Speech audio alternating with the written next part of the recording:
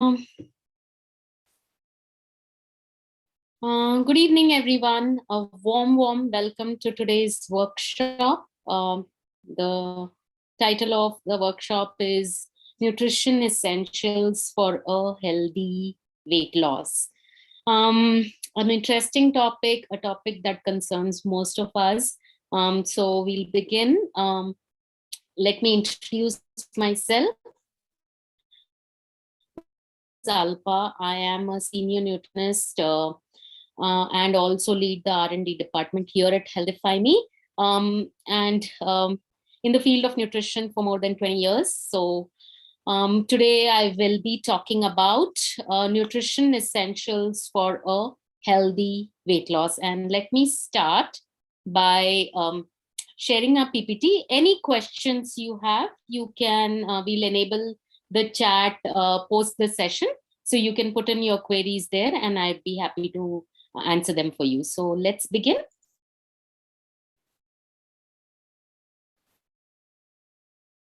Okay.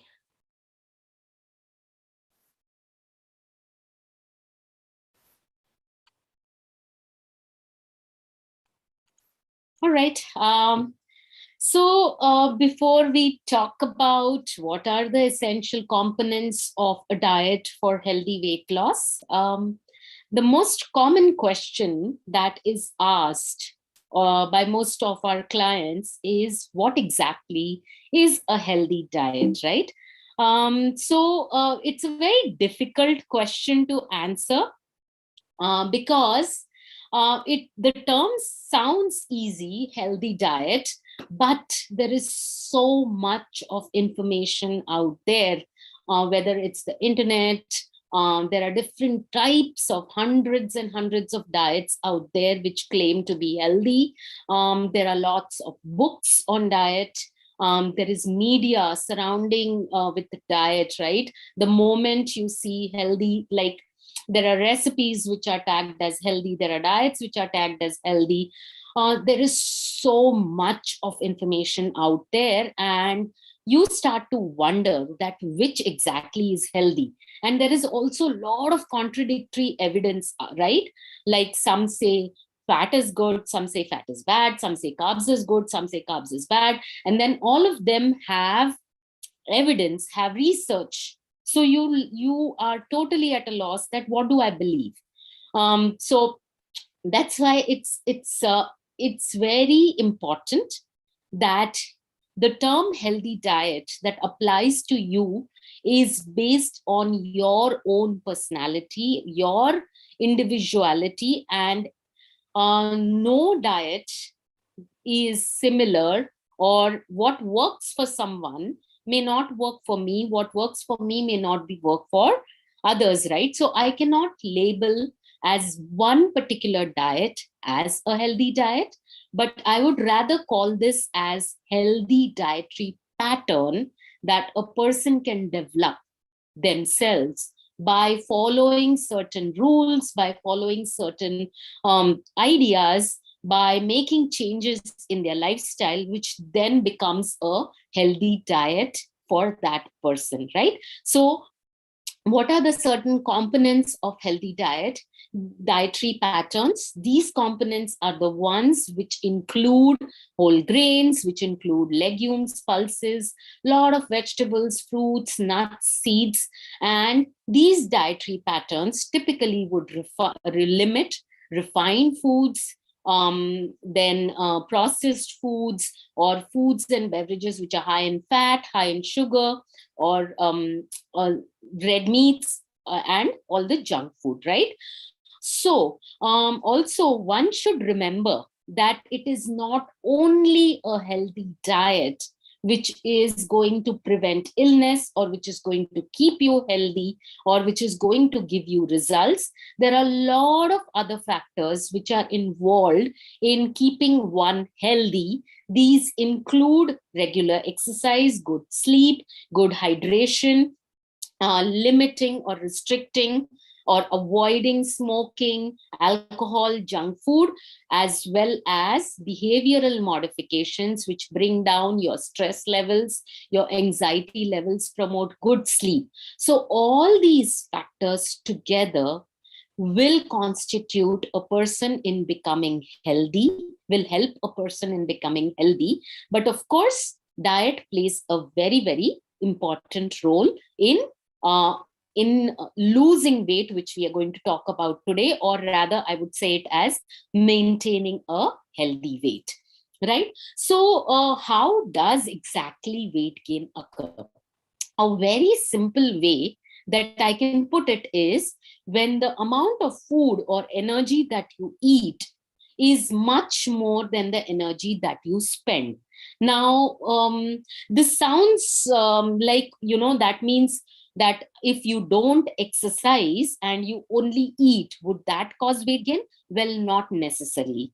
The energy expenditure that we say, it can not only mean exercise or the physical activity that you do, but your body also expends a lot of energy in resting state, which is called as BMR, which is the energy which is needed to perform all the activities that our body does. So what are these? Maintaining our body temperature. Our brain needs energy to work. Our body needs energy to digest the food, right? For me, when I'm moving my hands, when you're driving car, when you're just sitting doing nothing, also your body is spending energy, right? So that energy plus whatever physical activity that you will add, that has to be, that is counted as the total energy expenditure, right? So whatever you eat has to be lesser than what you spend. That is what will help you in weight loss.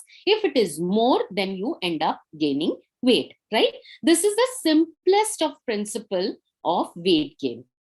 Now, along with this also, there are a lot of other things which are involved when you gain weight. It could be in your genes, like it runs in your family. It could be your behavioral thing. Like, for example, if I'm stressed or if I'm very angry, I'll eat too much, right? Or if I'm just in general bored, I don't have anything to do, I would probably go and eat a lot of foods. It could also be environmental factors. Maybe, you are sitting in a place where there is a lot of food around, you end up eating. Or you live in a place, or in today's scenario, where going out becomes a little difficult, so you don't end up doing any exercise or burn any energy, right? So there are a lot of factors which influence us gaining weight. Now, having said that, many a times it's also an excuse that we use, right? Like, my parents are healthy, or I was or overweight, and that is why I'm overweight. Or I was overweight when I was a child, and that is why I'm overweight, and you do nothing about it. So that is giving an excuse, and that is blaming on one particular factor and saying that I am overweight because of that. But it's not always that way, right? There are a lot of people who lose weight even if their parents are overweight or they were overweight as a child, but do lose weight. And today we'll talk about those factors which are going to help you lose weight by not just giving any excuses but actually working on it, right? Now there are certain habits also which can promote weight gain, right? A lot of us don't eat anything at home. Now, it's become very easy nowadays to order food at the tip of your fingertips, right? Anything you crave for, you just have to search on Zomato, Swiggy, or any of these delivery sites, and anything and everything you crave for is delivered at home. So if you're feeling like eating samosa or momo or whatever, you just order and it just comes and is delivered to you, right? So that is one of the reason which can promote weight gain. And many a times you just feel lazy, or you don't want to go through the process of making everything from scratch, so you end up ordering on eating. Or you're a social animal, you end up eating a lot of meals outside. So whatever reason, that could be one of the reasons that you gain weight.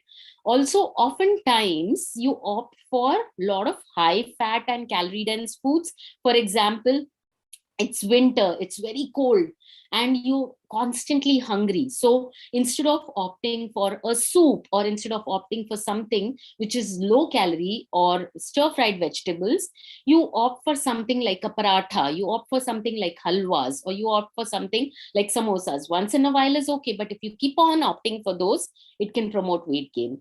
Then many times, just like how you, it's very easy to order, also there are a lot of options available around you. Either you have a lot of junk food stored at home, or a lot of namkeen packets, biscuit packets and stuff, and you just, because it's there, you're going to eat it. If you keep a fruit next to you, or if you keep a biscuit packet next to you and you're working, unconsciously many a times whatever is there right in front of you, you end up eating without you feeling hungry, right? That can lead to weight gain. And also nowadays, you also look out for, options where you pay less and you get more.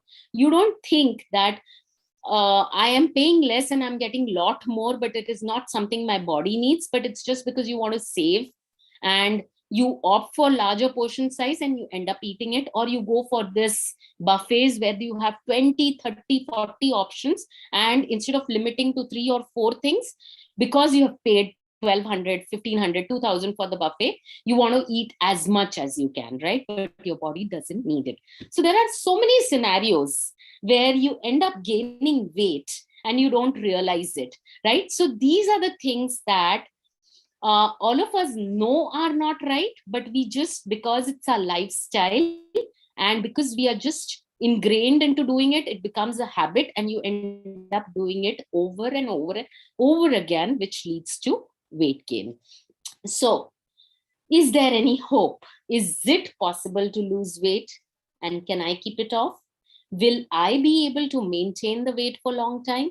And what works and what doesn't, right? These are the three main questions which are asked to us nutritionists, and which are something which the answer lies in front of you, but you just need an affirmation, or you need to be told that at least think about it for a while.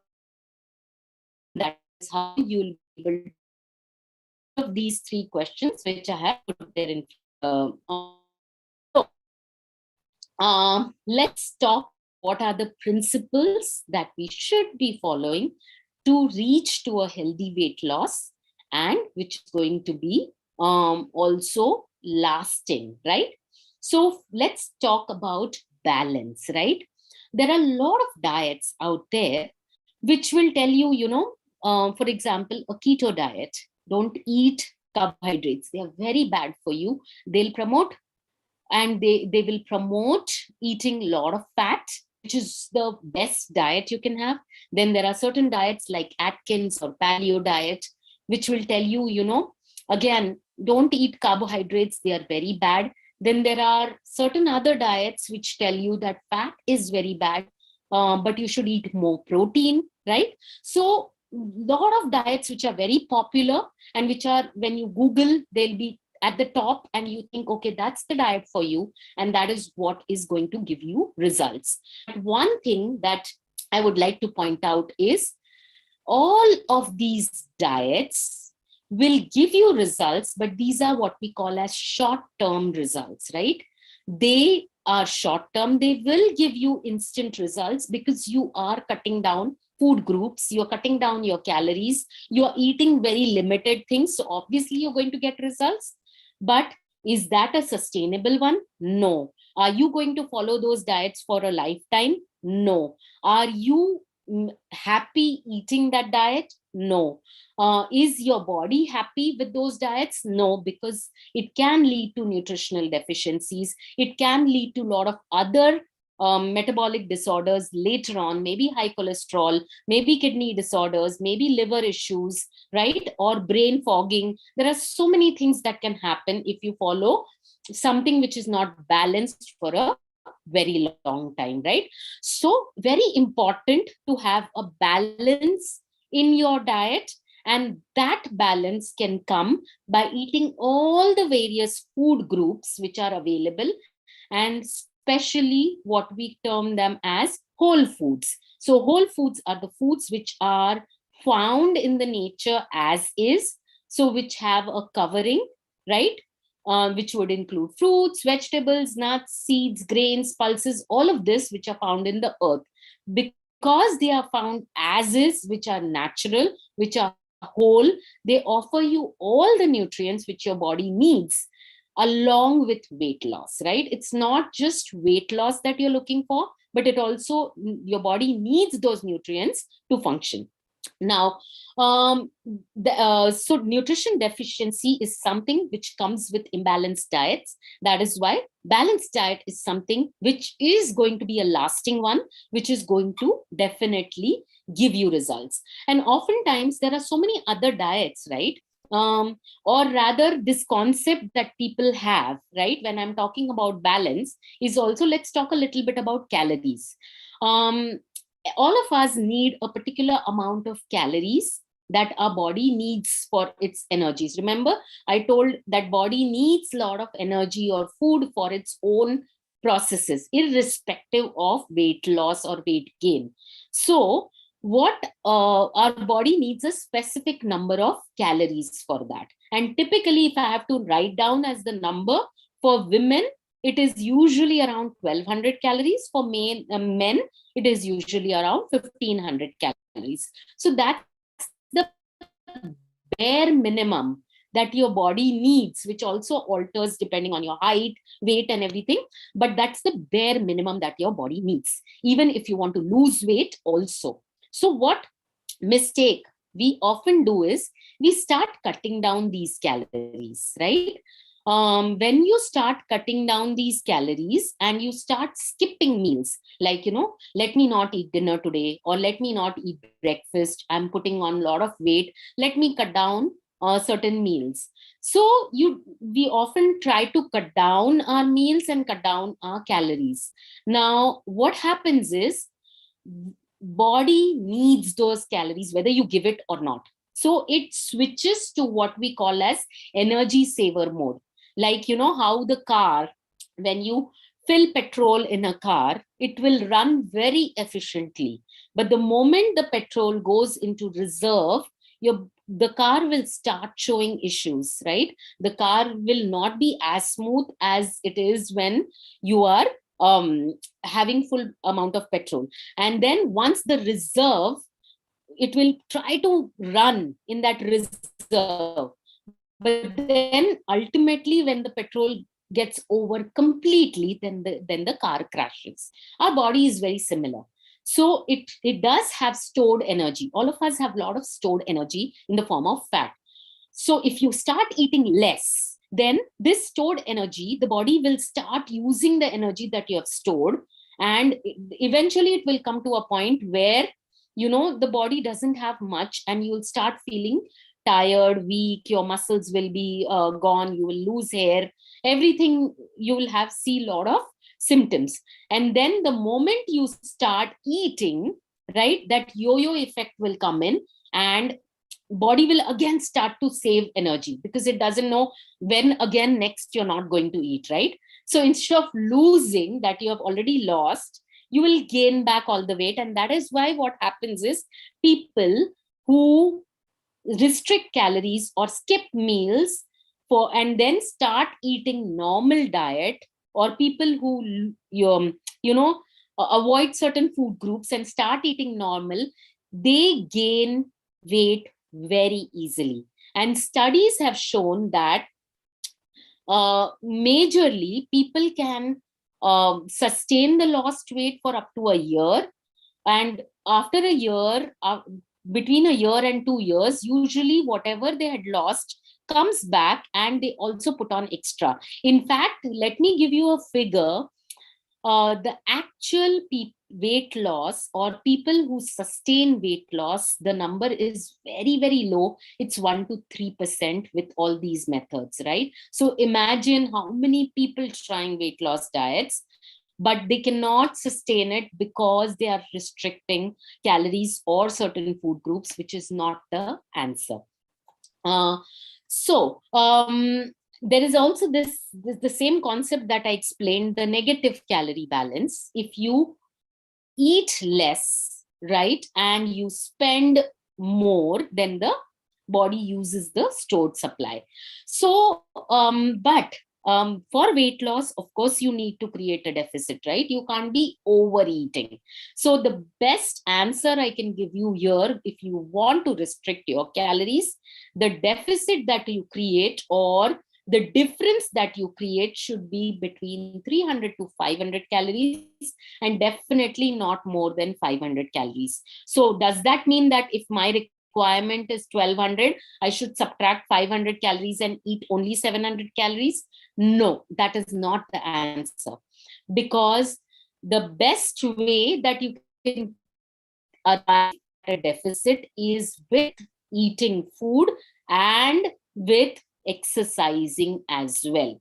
When you combine both of these together and create this 500 calorie deficit, that is when whatever weight loss happens is sustainable, because your body is in active mode.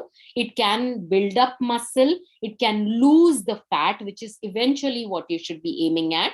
And that is how the weight loss will be the fat loss, which is going to be more lasting than just cutting down calories and food groups, and you will lose muscle in the process, and you will gain back all that weight which you have lost, which is the muscle loss and the water loss, which comes back very fast, and you will gain back all that you have lost, right? So very important that you don't restrict your calories below 500, and also you don't cut down the food groups if you are looking at healthy weight loss. The second principle, let's come to carbs. Okay, so I'll be talking about all the food groups, and I think you must have heard this in the previous workshops as well, but this is very important. And the primary concept of healthy weight loss is knowing about all the different nutrients, which are good, which are bad, and then arriving at a diet which is going to suit you, which is going to be sustainable, and which is going to give you results, right? So let's talk about all the macronutrients, which are the carbohydrates, protein, fats, right? And let's talk which are good, which are bad, and how you can get the best results by choosing the right macronutrients. So first one is the carbs. Now, when we talk about carbs, right, there are two types of carbs, which is simple carbs and complex carbs, right? What you need for healthy weight loss is the complex carbs. So what is the difference? The simple carbs are the ones which are made with sugar, or which are made from refined carbohydrates like maida, right? So these include all white bread, these include all your bakery items, cookies, and cakes, right? Also candies, your sugary drinks like cokes and aerated sodas, the chocolates which are high in sugar, not the dark ones, these breakfast cereals, then donuts and pastries, and all of these packaged foods are all come under the category of simple carbs. These are the ones that you need to restrict, right? As opposed to complex carbs, which are the carbs which have a lot of fiber in them, and which are those whole grains that I was talking about. So multigrain breads or rotis or bajra, jowar, or even potatoes, sweet potato are complex carbs. All your vegetables, fruits, then oatmeal, nuts, seeds, pulses, all of these contain fiber and good carbs, right? So when it is labeled that carbs are bad for you, it's not that. It's the type of carb that you choose which plays an important role, because carbohydrates are our biggest energy giving foods. Without carbohydrates, you don't, these are the most, the body depends on maximum carbohydrates for energy. So also your brain needs glucose for energy. So if you have ever tried keto diet or any of those diets which restrict carbs, you will have brain fogging, you will forget things, you will always be constantly in a state where your brain is not functioning well, right? So carbohydrates are very important, and it doesn't work for a long time to avoid carbohydrates. Now, why are simple carbohydrates bad is because the moment you eat simple carbohydrates, first of all, to make those simple carbohydrates, its fiber, its nutrients, and everything is removed to give a product which is tasty and which is very good. It tastes good because it's pure simple sugar or glucose, but it doesn't provide any nutrients. So when you eat these foods, they get digested very fast, and they raise your blood sugar levels also very fast. The moment your sugar levels rise, the body will release insulin also very fast. So very fast sugar rises, very fast insulin rises. And this scenario where insulin rises fast, this is the optimum state where the body can store fat, because there is so much of glucose floating in the body that body doesn't need it. When do you need a lot of glucose? When you are exercising or when you're very active. That is when the body needs that energy. But if you're just sitting like this and munching away on your cookies or chocolates and everything, your body doesn't need that much of energy. So what will it do? It releases insulin, which promotes fat storage. So whatever you're eating gets started stored as fat. That is why many of you will say that मैं कुछ तला हुआ नहीं खाती हूँ. I don't eat fried foods. I have stopped eating oily foods, but still I'm not losing weight. Well, have you ever looked at how much carbs are you eating, or how much of those packets that you're opening, biscuits, namkeens, everything, right? That is also one of the reasons for fat gain. So it's not only the fat which is always labeled as a culprit, it could be these simple carbs. So stopping these is the answer. In turn, what you need to emphasize is you need to get your carbs from the complex carbs. So you can eat your roti, absolutely fine. You can eat your multigrain bread. If you're eating eggs, you can eat a bread with it. Starting your day with complex carbs is also a great way to kickstart, to give energy to your body, right? You can eat millets, you can eat bajra, jowar, ragi, oats, barley, right? You can eat brown rice, unpounded rice, even the white rice, which is not polished. You can eat any and every vegetable, even if it's banana, even if it's potato. All of these are still natural and they are still going to help you. Of course, you try to eat a lot of variety, which is what is going to help you. So if you want to have a healthy weight loss, the amount of carbohydrates that you need to aim at least 5 to 6 servings of these complex carbs in a day, and you need at least 5 to 7 servings of fruits and vegetables. So let's go to the next slide, where we talk a little bit about why fruits and vegetables are important. Well, we have heard of carbohydrates, we have heard of protein, we have heard of fats.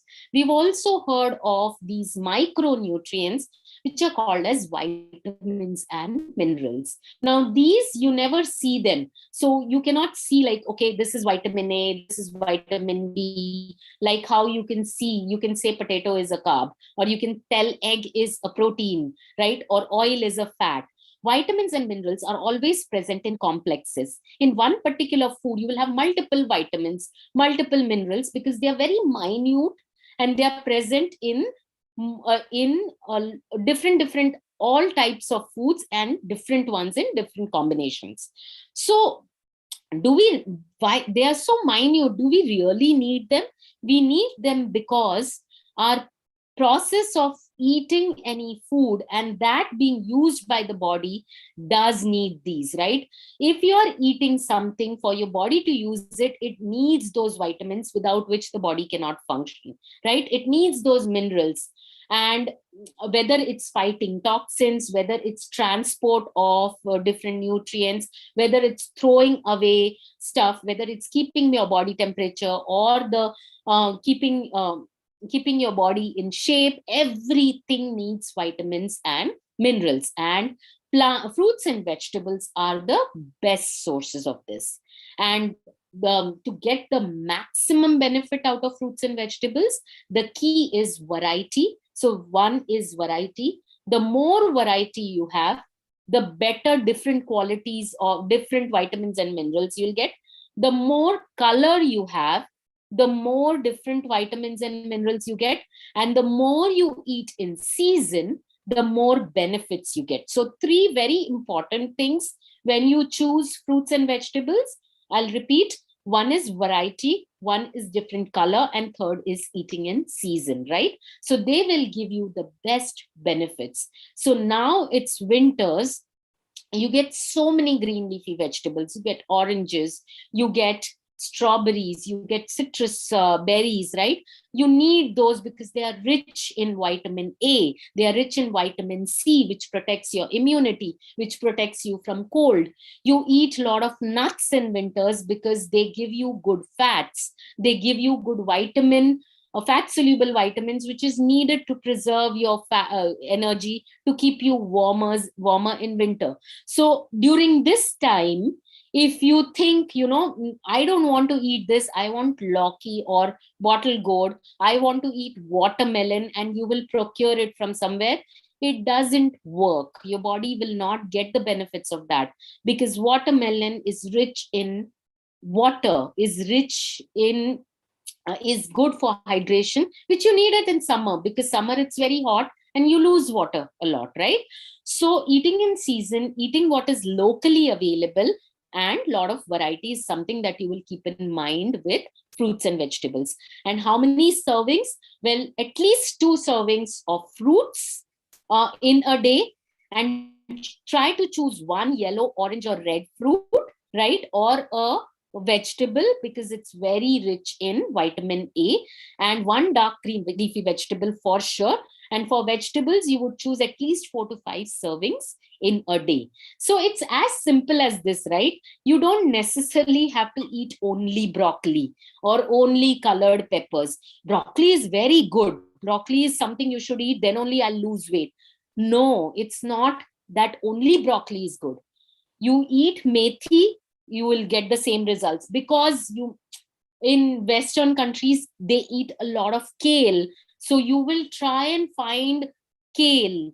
That kale is the only vegetable which is going to give me weight loss. Well, the same weight loss will be achieved if you include methi, if you include sarson ka saag, if you include batua, what is locally available, you'll get the same benefits, right? So it's important to include fruits and vegetables than sourcing the ones which are not available next to you, and you still try to get it because others are also eating that, right? It doesn't work that way. We spoke about carbohydrates. Let's cover protein now. Protein is something where we Indians tend to suffer a lot, because our diets are predominantly carbohydrate based. So, we will get up in the morning, have a cup of tea with some biscuit, yeah, rusk, or a piece of bread, which is a typical breakfast, right? In most house, or leftover rotis from the night, you have with a cup of tea, and that's how your breakfast is done. And then you are in a rush to go to work, and you don't have enough time to boil dal or make chicken or something, so you will quickly whip up some rotis with or rice with some vegetable.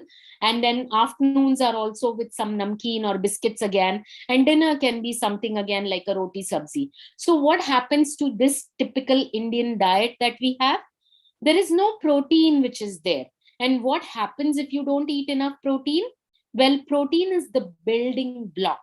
Like how we make our house with bricks or cement, same way protein makes up our body, each and every cell, whether it's hair, whether it's your nails, whether it's your joints, skin, everything needs protein. So if you don't eat that protein, your body does not grow properly, or it starts using that protein from the muscles, which are predominantly made of protein, right? So what happens in this process is, if you don't eat enough protein, and many diets, right, which you start, like again the same example, you start skipping meals, you start cutting down your calories, so you start eating a lot of fruits and vegetables because they are low calorie, they are good for you, and you forget eating the protein. What happens is, all the muscle goes, your skin starts sagging, you start losing hair, your skin becomes pale, you look like you're sick, right?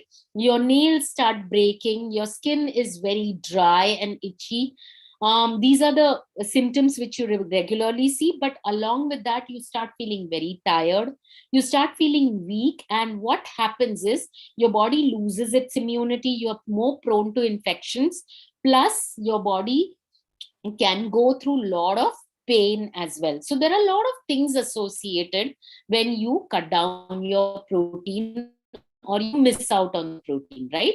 So very important, if you want a healthy weight loss, you focus on protein, and the easiest way that a person can get protein is by eating some protein source in every meal.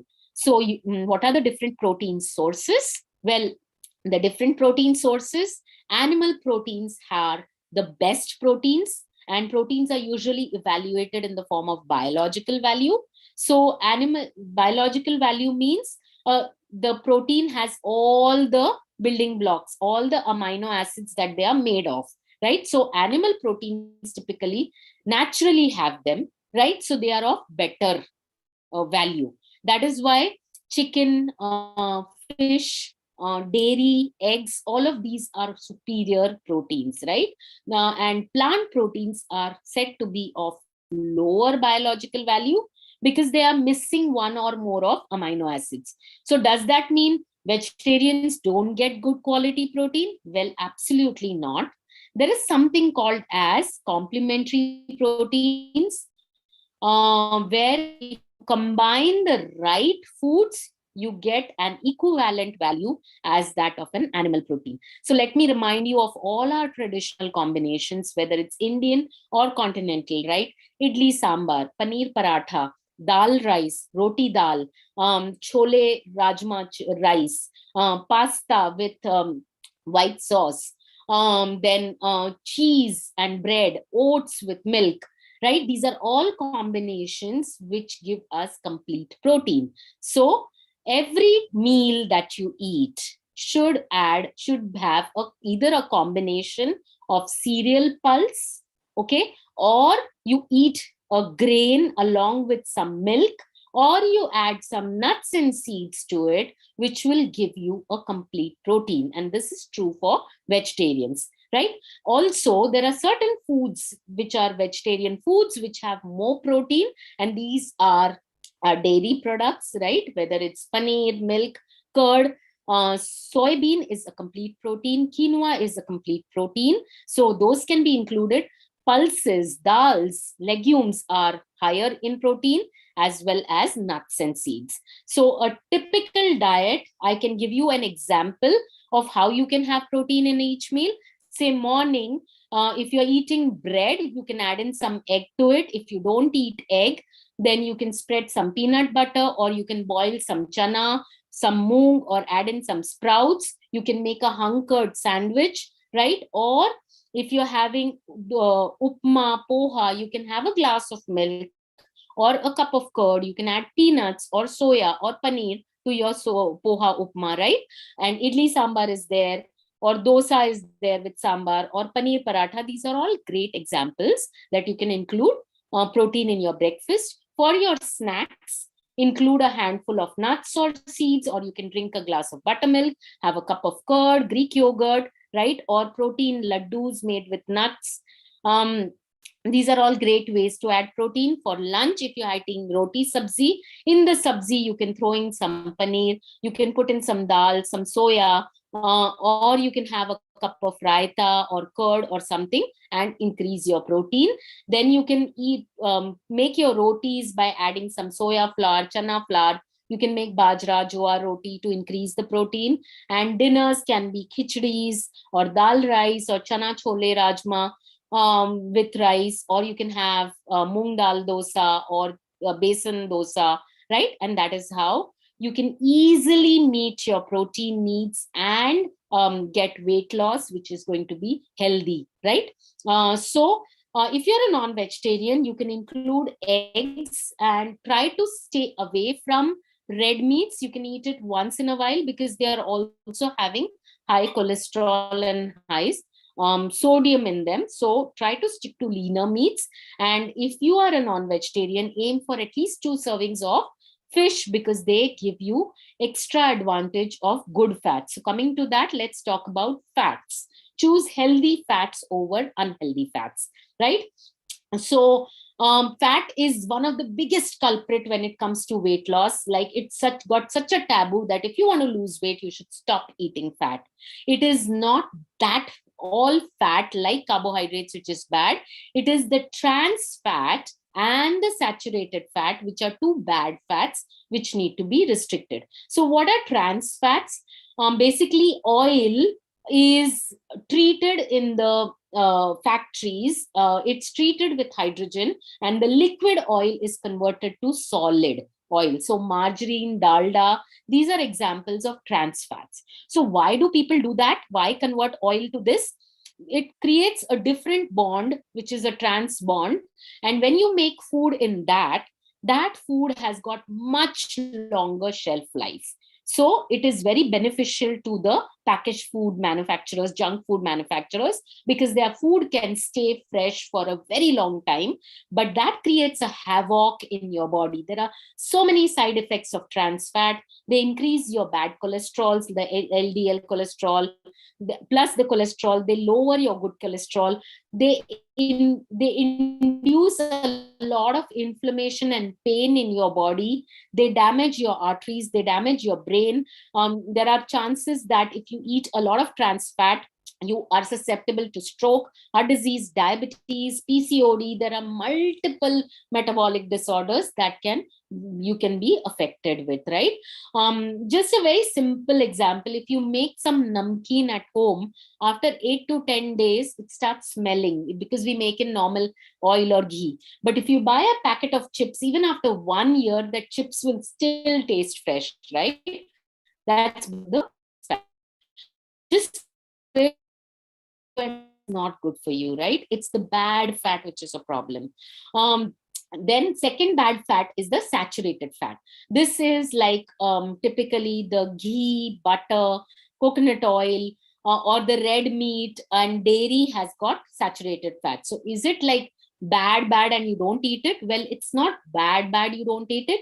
There is a restriction in the amount that you eat, because this saturated fat is also solid at room temperature. So it deposits in your arteries. And it causes those plaques which can lead to heart attacks, right? And it also increases the level of bad cholesterol. So if you're eating saturated fats, restrict it. Though your entire diet should not be laden with ghee or butter or full fat milk. You would rather add in other good fats also. So basically, 8% of your total calories should be from saturated. If I talk about spoon wise, 1 spoon of ghee or butter per day is good enough for you. Don't overdo it. And please try to stay away from full fat dairy. You would rather opt for cow's milk, which is going to give you some good fat, but not in the amounts which is going to harm you, right? Especially in your weight loss journey. Which are the fats which you should eat more? They are the polyunsaturated and the monounsaturated. So basically, the oils that you get, the vegetable oils, typically we use a lot of that. So that is where the restriction has to come in. Again, only 1 spoon of vegetable oil per person per day is good enough for you for your cooking, right? So accordingly, you have to divide it, and you have to use it. And the other, so totally 3 spoons of fat is good enough for one person, is enough for the amount of processes that needs fat in your body, right? So one can be from your saturated fats, one can be from your oils, and 1 spoon can be the nuts or nut butters, or some of these good oils like the olive oil, or if you eat avocados, or if you eat sesames or mustard oil, all of these monounsaturated oils which can constitute for that other 1 spoon, right? So it is not the fat per se which is a problem.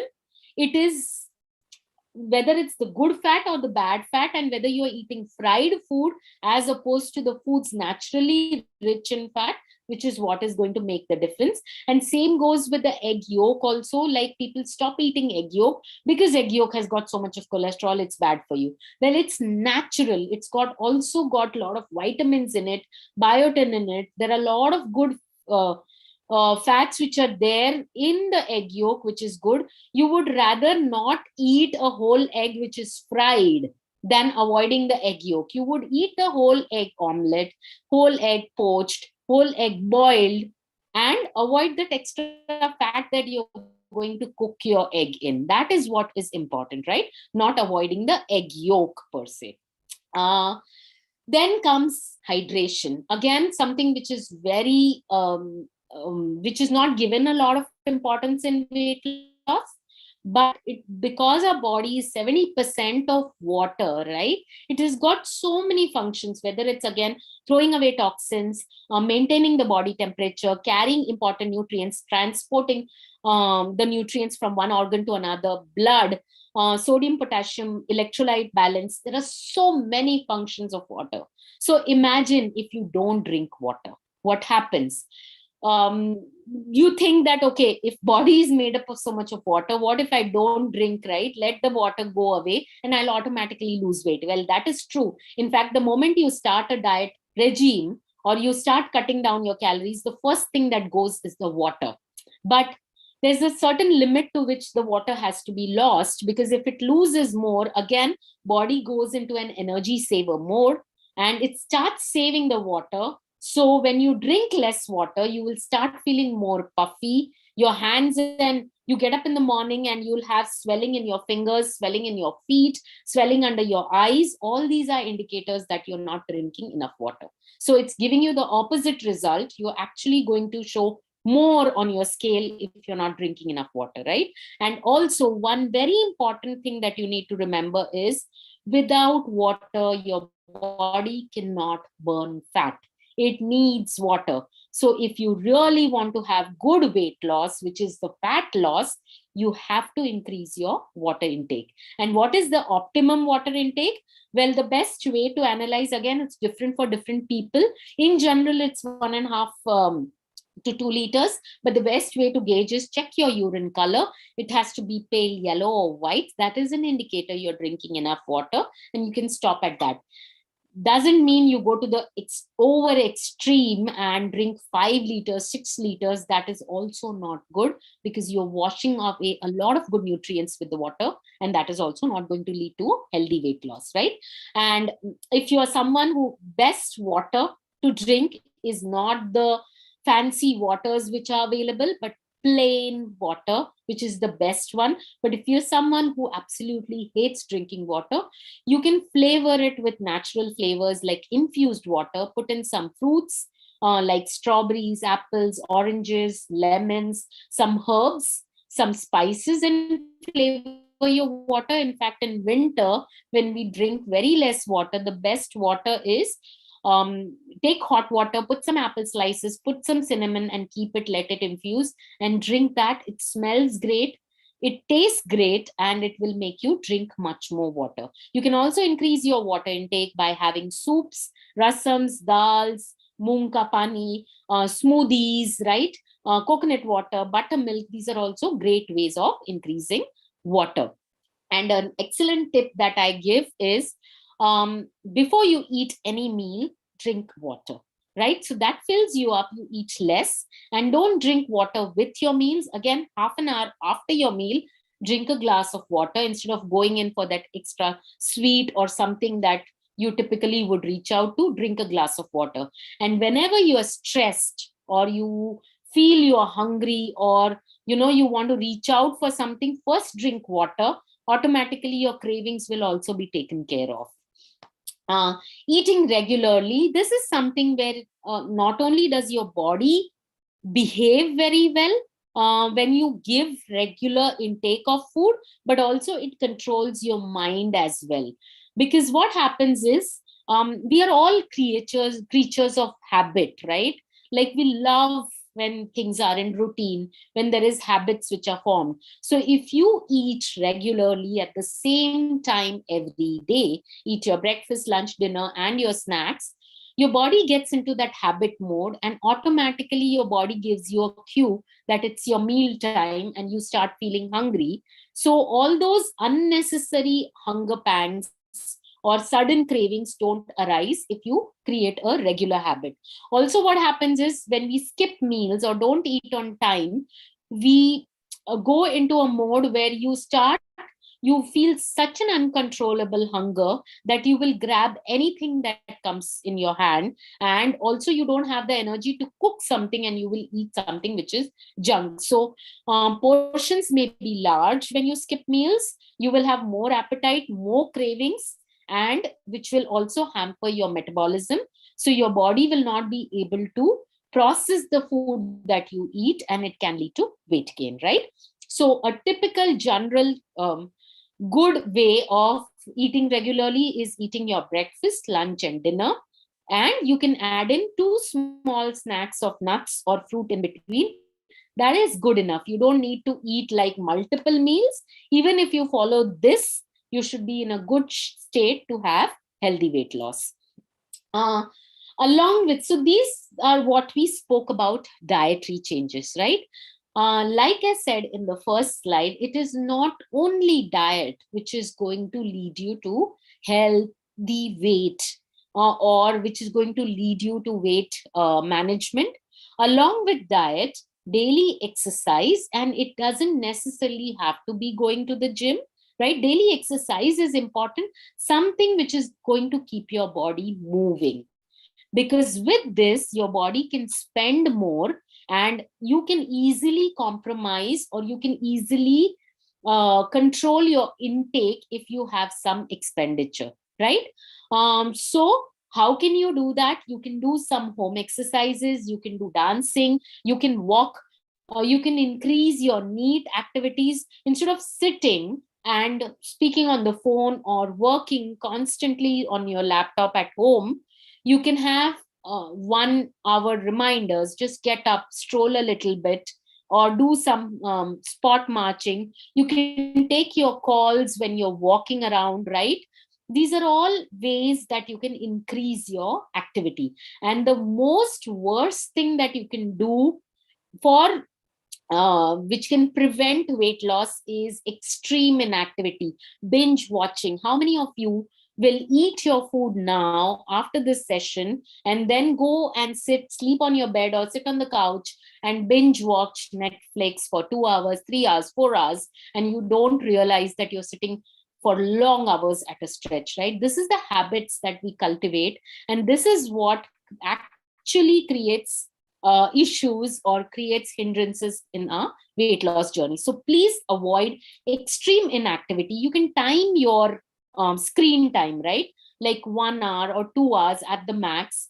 And instead of just eating and then sitting, you would include a little bit of walking around or a little bit of family time, so that you are putting in some sort of activity in between. And usually a combination of cardio and some weight training is good, but even including some yoga or including some dance routine, going cycling or anything, all of this, any sort of exercise is better than having no exercise. um, Sleep is very important when it comes to weight loss, because it's in your sleep is when your body is absorbing all your nutrients, is losing out the toxins. 70% of your immune cells are formed in your sleep. Your muscles recover and rejuvenate in your sleep. So it's when you get a sound sleep of 6 to 8 hours is when your body is in at a state where all its processes are in order.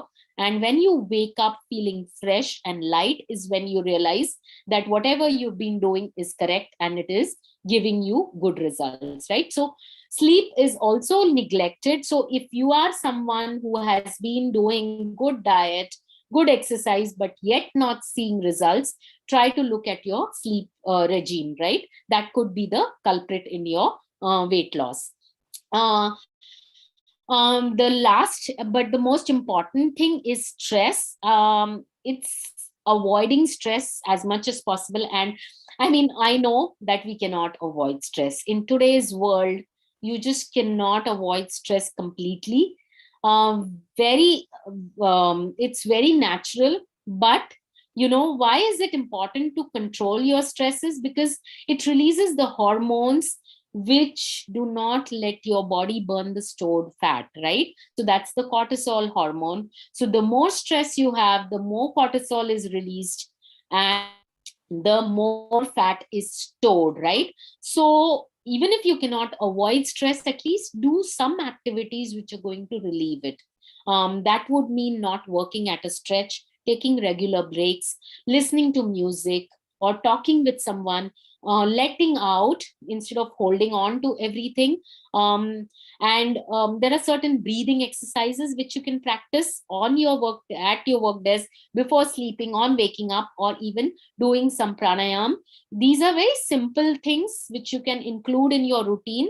And I think the best one that I can suggest is staying gadget free at least an hour before you sleep, or keeping your phone next to you when you sleep, and the first thing that you do is opening your phone and checking your Instagram or your messages. Please don't do that. You need good energy when you sleep. You need good energy when you wake up. Give your body some time, some positive energy, some breathing, some meditations, just closing your eyes, look, going out in the sun, listening to the birds chirping, or listening to soft music, or drinking some calming drinks. All those can do wonders in relieving your stress. So those of you who find very difficult to go and exercise or follow a particular pattern, I can suggest two dietary patterns which have been proven worldwide to be the best diets, and which use the simple principles of eating more whole grains, fruits, vegetables, lean meats, and smaller portion of animal foods, and more emphasis on nuts and seeds, right? And good fats like olive oil, and vegetarian diets, which is the Mediterranean and Dutch diet. These are two diets which have shown to be sustainable and can be used for a very long time, and you can those as your primary diets as well. So like I said, it doesn't necessarily have to be these two, but why these diets are successful is because they do not allow you to eat any processed food, and they are telling you to eat a lot of fruits, which is essentially the mainstay of getting some healthy weight loss, right? Now, we spoke about diet, we spoke about exercise, sleep, hydration. There are three more things that, before I end the talk, there are three principles that I would want to advocate if you're looking for healthy, sustainable weight loss. The first principle is self monitoring, right? Until you don't monitor what you eat, nothing is going to work for you. I can give you the best diets, which has given the best results for many of my clients, but you just take the diet and you don't even pay attention to what you are eating. That diet is not going to be sustainable, right? Because you need to see what is causing the weight gain, what are your triggers, what are your hunger cues, right? It is you who will know. And how you can do this self monitoring is probably, because I work for HealthifyMe, one of the best ways is to log your food and exercise. That's a great way. And if you don't want to use the app, maintain a food diary and write what you eat, right? It's very simple as that, because the moment you write it down, you realize where you're going wrong. Like, for you may not realize, you think you're eating good amount of salads, you're eating lot of soups, you're avoiding processed food, but when you log, you realize your protein intake is very low, right? It could be that, or it could be very simple that I ate only one gulab jamun. Is that going to make a difference? But then you realize that throughout the day, you're not eaten any other fiber rich foods, right? So when you note it down, or when you note down, you realize that 4 o'clock is the time when you crave for a namkeen or a biscuit. When you log in, you realize, oh, 4 o'clock is when I typically tend to overeat. So if you keep a fruit or some nuts, you eat that before the 4 o'clock chimes in, you would have prevented eating the junk food at that time, right? Also, when you self monitor, you realize that, do you eat more when you are stressed? Do you eat more if you're not eating on the dining table? Do you eat more if you don't look at your plate? How many of you remember what did you eat for lunch today? If you remember what you ate for lunch, probably you're eating mindfully, and you are going to be more careful about what you're going to eat now for dinner. But if you don't remember what you ate for lunch, it doesn't matter what you're going to eat for dinner, and it may be anything and it's not going to give its benefits to you, right? So very important to self monitor. And second thing in self monitoring is also weighing regularly. Having said that, it doesn't mean that you need to weigh yourself every day, because that is going to create more unnecessary stress. But at least once in 15 days, weigh yourself. So when you see some change on the scale, it gives you some pleasure, and you see the results of your efforts, and it keeps you going. But then some people who do it every day get unnecessary stress, and they kind of go on the other side. So don't do that as well. The second principle is, practice soft restrictions than complete elimination. So what does that mean? There are many diets have these forbidden foods, or you go to a nutritionist and she'll say, from tomorrow you are starting my diet, you're not going to eat sugar at all. Or tum chai peete ho roz, you're cutting down your tea. From tomorrow you're going to have only green tea. But if you are in a habit of starting your day with tea since the past 30 years, 40 years, 50 years, can you stay away from that tea? You can stay away for a day, 2 days, 3 weeks, 3 weeks, 4 weeks, but not every day, right? So that concept of eliminating a food completely does not work long term, right? It is a call for disaster, because eventually you will feel deprived, you will feel sad, you will feel so many cravings that you give in. And when you give in to cravings, right, it comes back with a vengeance. Then you want to eat so much of it that all that you have done will all come back, and eventually you're back to square one, right? So what I suggest is soft restrictions. Rather than saying I will never eat dessert again, I would say that I will eat a piece of this dessert, or I would maybe, I'll eat it on Sunday when I'll see some change on the scale, or Sunday is my cheat day. So I'll choose this Sunday, probably I'll eat a slice of pizza, because that's what I'm craving for. That doesn't mean I'll eat the slice of pizza, I'll eat the ice cream, I'll eat a snack as well. I'll probably choose one of it. Next Sunday, I might eat my ice cream that I have been craving for. So it's what is essential is that you cut down the bad carbs, the bad fats that I had told in the first place, but you don't necessarily cut down all the foods, like cut down all fried foods, cut down all teas, all chocolates, everything. And then you start following only salad, only soups, only fruits, only chicken, fish. You will not be able to sustain it, right? So always find a middle route. It's not, and the all or no never works. It's always a middle route that you have to take, which is sustainable, because you're enjoying, you're happy, but at the same time, you're restricting your portions and you're limiting it to one particular thing than eating a full array of all your like foods. Consistency and motivation are the last two factors that I'll speak about. Nothing can be achieved if you're not consistent. No matter if you have tried everything possible for 3 months, you've achieved results, but then you stop doing it, everything is coming back.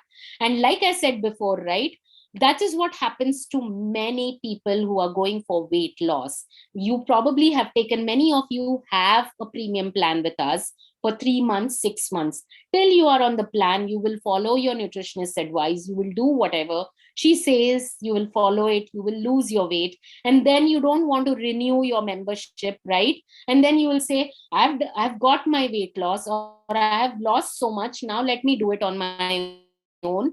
And then you go back to your earlier habits, and then all that you have done comes back, right?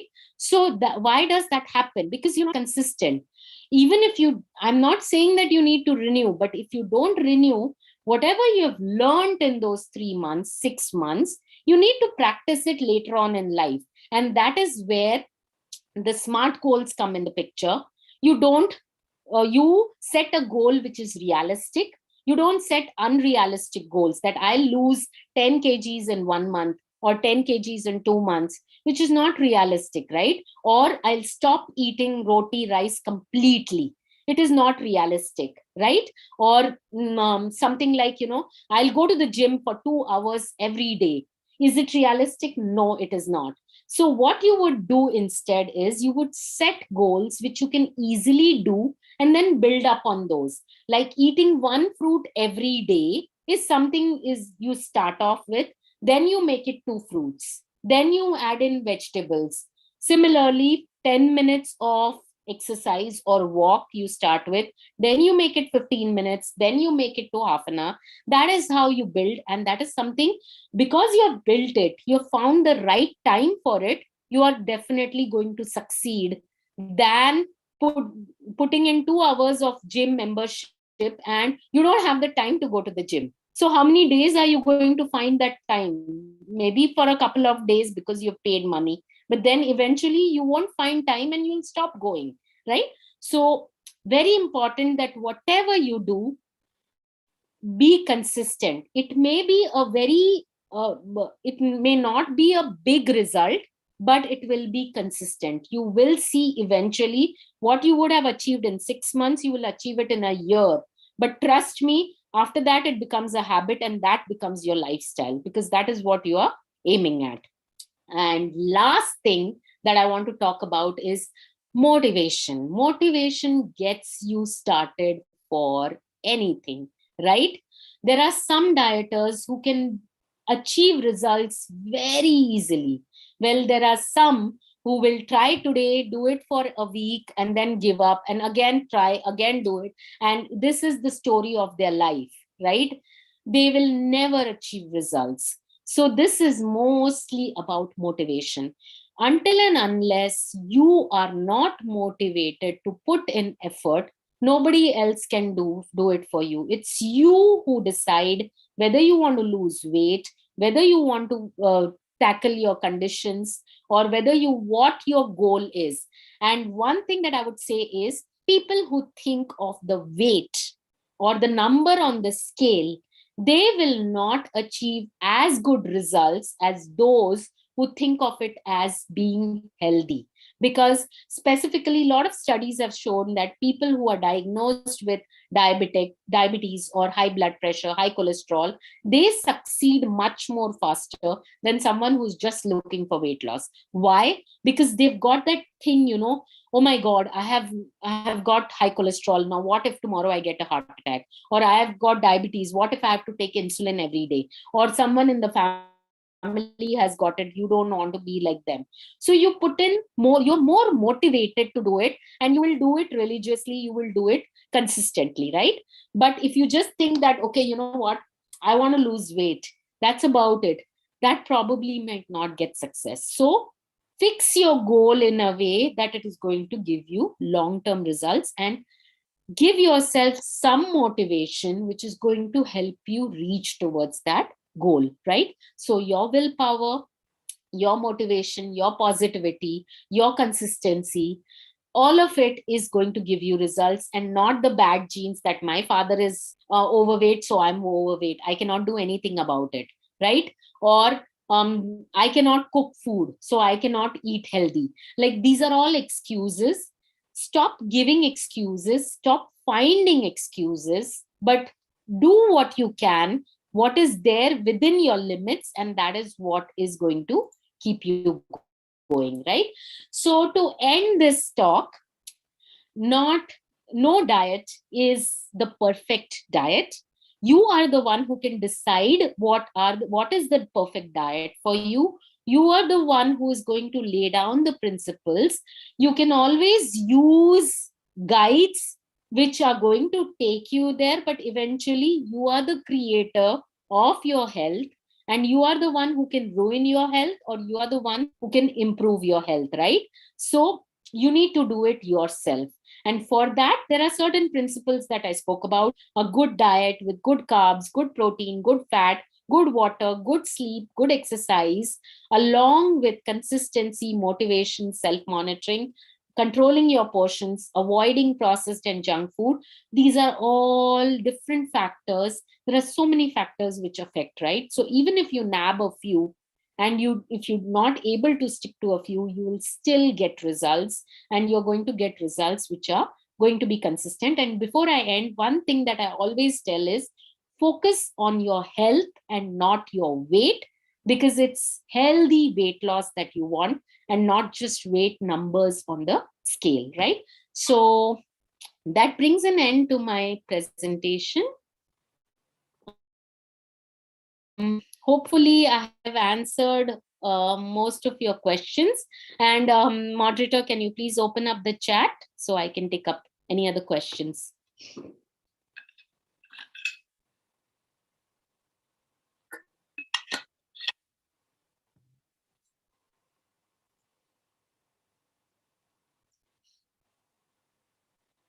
Thank you so much. If you are, I'll just pick up the questions quickly. If you are lactose intolerance, compensating protein with eggs and chicken is good. Yes, if you are a non-vegetarian, definitely eggs and chicken is a good quality protein. You can definitely take it. And does afternoon nap gain weight? Well, not really. You don't sleep right after you eat, right? Keep a gap of 15 minutes or half an hour, and you take a nap, as long as it's a very short nap and not 3 to 4 hours. Definitely, that is going to bring down your metabolism. Difference between legumes, I can't understand that question. What about intermittent fasting? Is it a healthy way to lose weight? Intermittent fasting, again, let me tell you, each person is different. If you have prior fasting experience, whether it's for religious regions, or you can eat early and not feel hungry in the night, then probably intermittent fasting is good for you. But if you're someone who's never fasted, or someone who cannot stay hungry for a longer period of time, it doesn't work for you. And in intermittent fasting also, what you eat is very important. A lot of people eat anything in that eating window, which is not going to help. You need to eat good quality protein, good quality carbs and fats. Eat your meals which are concentrated, and do stay hydrated in your fasting window. That is what is going to give you result. Examples of fat and protein for vegetarian: all fats are vegetarian fats, apart from the animal lard or butter or something. So all fats are vegetarian. If you talk about cholesterol per se, vegetarian oils or vegetarian sources of fat don't have cholesterol. Only non-vegetarian food has cholesterol. But if you have too much of oil, too much of fat than your requirement, then that also increases the cholesterol. And also, if you're eating more carbohydrates and not exercising, that also increases the fat in your body. Examples of protein for vegetarians: good sources of protein are pulses like chana, rajma, dals, nuts, seeds, soya, paneer, dahi, low-fat milk, quinoa, millets like bajra, jowar, certain vegetables like spinach, mushrooms, peas. These are all good sources, but very important for vegetarian is to combine these with grains so that you get complete protein. I do everything but can't follow timings because of baby. Malvika, for you, I think it is more about time management. So what you would do is have foods which you can keep on the table where your baby is. So you can have a jar of nuts, you can have whole fruits for the day, keep your snacks there. And do some time management. Make one pot meals like khichdis or rolls or something which you can eat for twice the time, instead of making elaborate meals. So concentrated meals are what is going to help you, right? Instead of binging on something else. Occasional fasting once in fortnight, absolutely good. If you feel good with fasting, I would advocate that do that at least once in a month or once in 15 days. It gives your body that needed rest. Plus, you can exhibit some control. Many a times we do not achieve weight loss because we have no control on what goes in the mouth. There are a lot of people who have this habit of constantly munching. The moment they go anywhere, they're just passing, they're constantly eating. That is a habit that you need to break off, because you need to eat at specific times. Give a gap of 2 to 3 hours for your body to digest that, and then take your next meal, right? Don't constantly keep on eating, which is also not great. um Thank you so much for all of those who loved the session. I am extremely grateful. Is peanut oil good? Yes, peanut oil is a monounsaturated fat. Like peanut oil, coconut oil, olive oil, all of these oils are great. One advice on oils is don't depend on one source of oil, because all oils have different fats and your body needs different fats. So I told about all the healthy fats, right? So you can eat your ghee, butter, coconut oil also. You can eat your peanut oil, olive oil also. You can have your vegetable oils, rotate your oils. So have the benefit of all the oils. It's more about how much oil you are using for cooking is something which is very important. How to stay motivated for workout and be consistent, that's a session by itself. But one thing that I have noticed even for myself is, if you try to work out at a time where you're absolutely free, like in my case, getting up half an hour before my regular time is something that has worked. So find a time where you can dedicate it for workouts. That is one way. Second way is, doing a workout which you enjoy. So going to the gym works for some. For some, working out at home works. For me, studio sessions or working out with some other people is something that I like. You can use, some people dance or Zumba works out. So find a workout which you love doing. You're going to stick to it much longer and going to be more consistent. uh, Okay, I am not taking up questions which are specific to certain conditions, just for the sake that there are a lot of questions, and I may not be able to answer. So I'm just pertaining questions which are related to the topic. Are protein supplements good for vegetarians? If you are not meeting your daily requirement of protein through diet, then you would want to include a supplement, right? The idea is to get the minimum amount of protein that you need through diet. But if for some reason you cannot, then definitely go ahead and add in a good protein supplement. It can be a whey protein, it can be a plant protein, but do make sure that you know the ingredients you read, and there are not a lot of additives or sugar added to it, because there are a lot of supplements like Boost or these are certain which have sugar as the ingredient. They would not give you protein. You would want to select a protein source which is going to give you more protein and is going to be beneficial. It may not be great in taste, but at least it is going to give you the needed protein. um, can you explain about different sugars? Well, sugars, that's again a vast topic, but there are about 80 to 100 type of sugar names that the marketing agencies use. So anything which has got OSE at the end is a type of sugar, whether it's sucrose, fructose, dextrose, maltose, right? Anything which has got the name syrup or malt, right, also contains sugar. So that is why lot of packaged foods are going to fool you by putting sugar, but along with sugar there will be malt extract, there will be dextrose, there will be some other sugar name, some syrup. So there'll be 4 5 different types of sugars added, and you think that sugar is very less. So what you would do is read the nutrition label where it says added sugars, which should be very minimum or zero. Then it will tell you that the food is high in sugar or not. Thanks a lot. Different between legumes and lentils, essentially they are the same. They are pulses. They are just different names. So pulses can be called as legumes, lentils, dals. Many a times the whole pulses are pulses, and the split ones are lentils or dals. What does one serving mean? One serving when we talk about vegetables or fruits, typically 80 to 100 grams, or about a palm size. So that is one serving. For grains, pulses, it's typically 1/3 cup. Uncooked, which is one serving, and cooked is 1 cup, which is one serving. Does warm water help more in weight loss? Well, it is the amount of water you consume which is more important, whether warm, cold, lukewarm, hot, however you like, doesn't matter. It's more about the amount of water that you drink.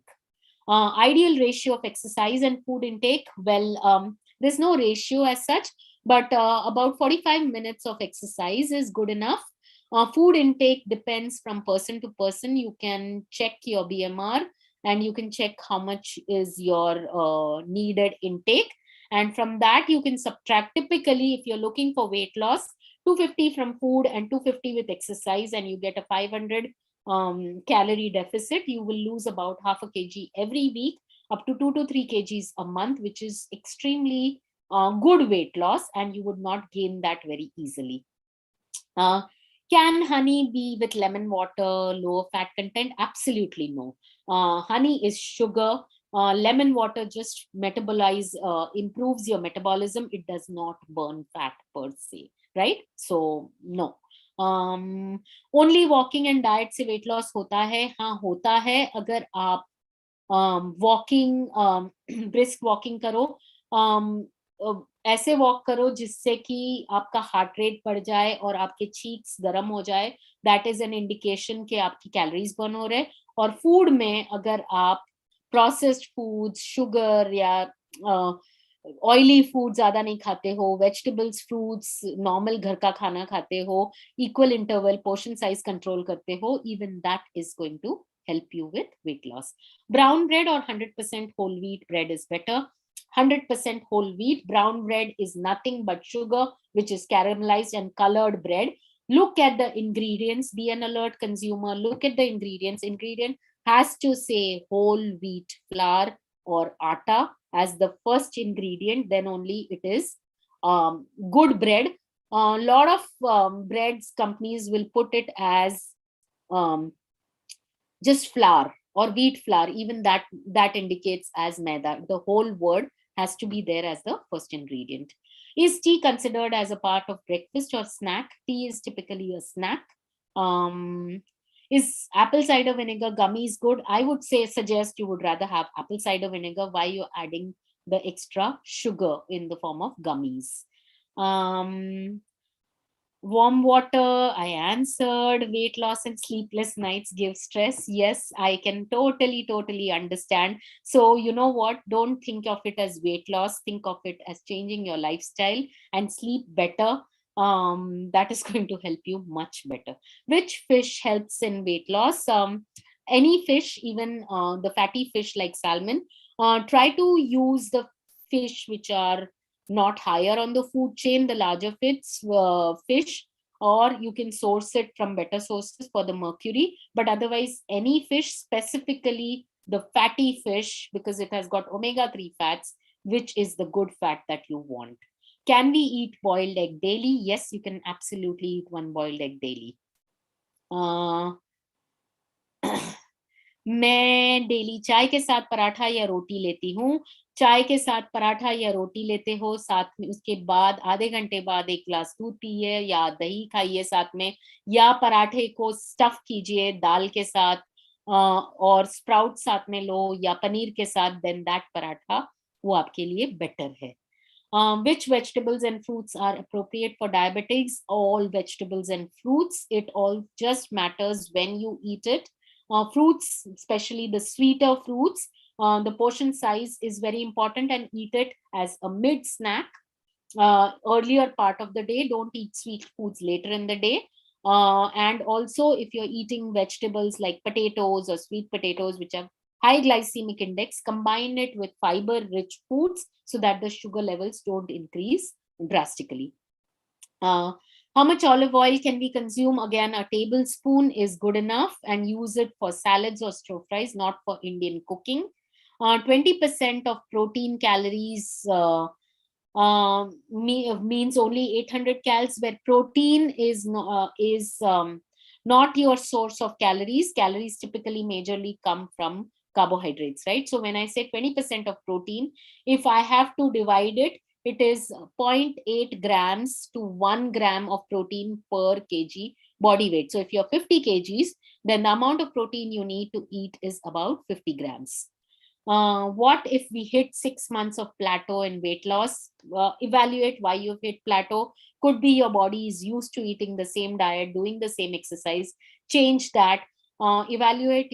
Also, many times mistake we make is when we lose weight, our BMR increases. Your body has got more of muscle, so your also intensity of workout increases. So you may need to increase your calorie intake. Many times we forget doing that, and you eat the same calories that you were eating before.